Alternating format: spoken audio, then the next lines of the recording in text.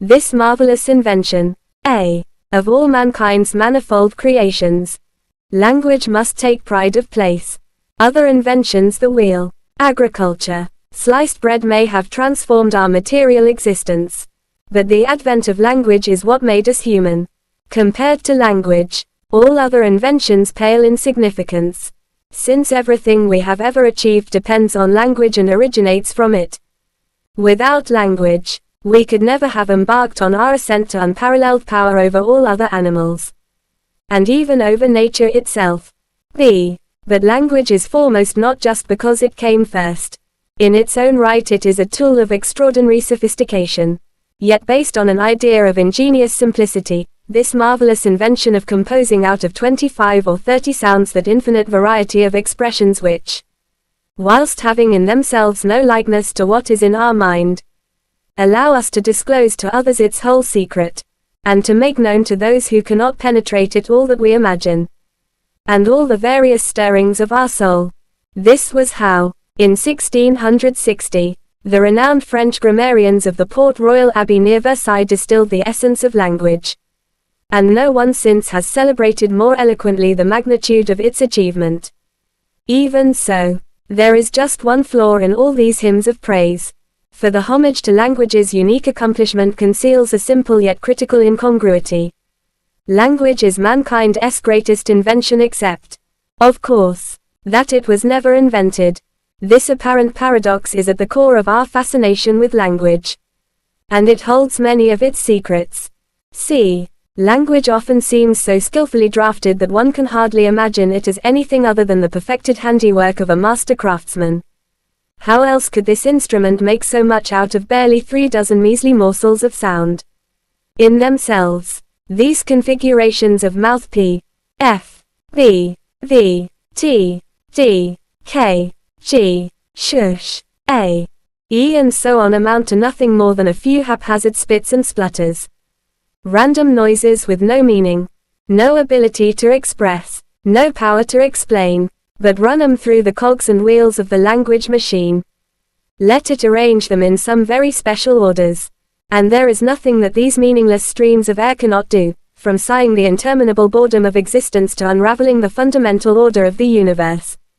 The most extraordinary thing about language, however, is that one doesn't have to be a genius to set its wheels in motion. The language machine allows just about everybody from pre-modern foragers in the subtropical savanna to postmodern philosophers in the suburban sprawl to tie these meaningless sounds together into an infinite variety of subtle senses. And all apparently without the slightest exertion. Yet it is precisely this deceptive ease which makes language a victim of its own success. Since in everyday life its triumphs are usually taken for granted, the wheels of language run so smoothly that one rarely bothers to stop and think about all the resourcefulness and expertise that must have gone into making it tick. Language conceals art. Often, it is only the estrangement of foreign tongues, with their many exotic and outlandish features, that brings home the wonder of language's design. One of the showiest stunts that some languages can pull off is an ability to build up words of breath-breaking length, and thus express in one word what English takes a whole sentence to say. The Turkish word is, to take one example, means nothing less than you are one of those whom we can't turn into a town dweller. In case you were wondering, this monstrosity really is one word. Not merely many different words squashed together. Most all its components cannot even stand up on their own.